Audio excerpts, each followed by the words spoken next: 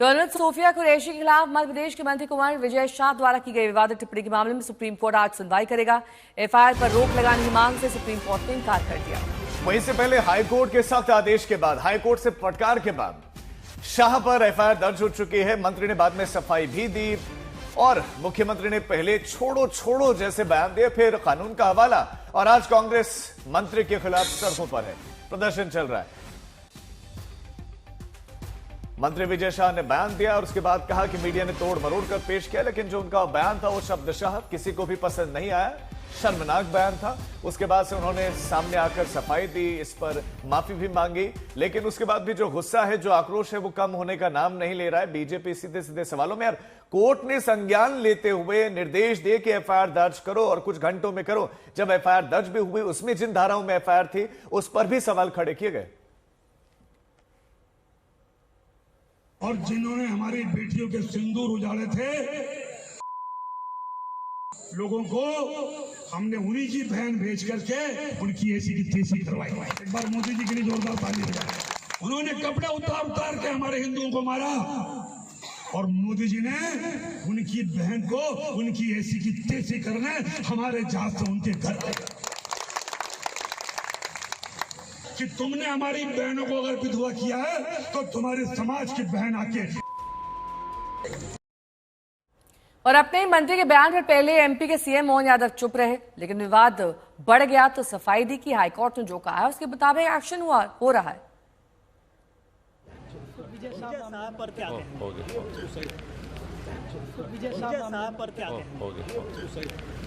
खास करके मैं इस मामले में इतना ही कहना चाहूंगा कि न्यायपालिका ने जो आदेश दिया है, हमारी सरकार ने उसका यथायोग्य तरीके से पालन किया है और न्यायालय जो कहेगा हम उस हिसाब से चलते जाएंगे।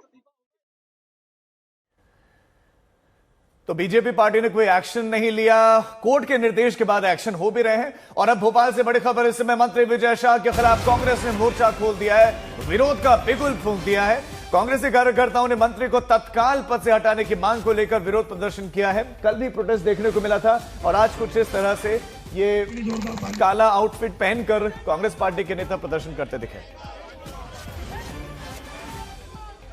भोपाल से मेरे सहयोगी रवीश इस वक्त तमाम जानकारी के साथ जुड़ गए हैं। रवीश, देखिए विवाद यही नहीं थमेगा, कांग्रेस तो सवाल उठाएगी, लेकिन देश भी सवाल उठा रहा है कि बीजेपी आखिरकार अपने इस मंत्री को क्यों बचा रही है, क्यों कोई कार्रवाई नहीं हो रही है। अब तो सुप्रीम कोर्ट की भी फटकार लग गई है।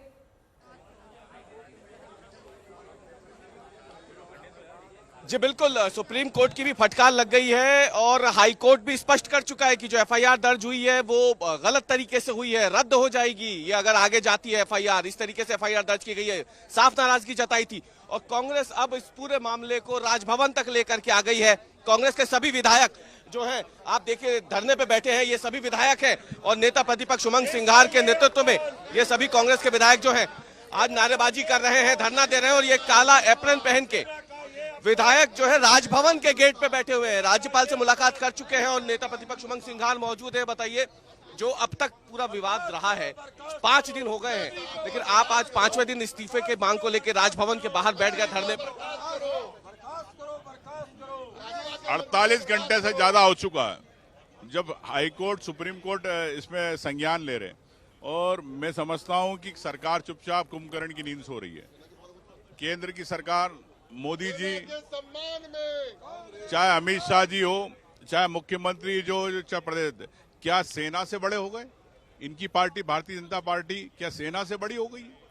क्या एक महिला का अपमान, खुलेआम अपमान देख रही है, फिर भी आप उस पर नहीं कहना चाहते?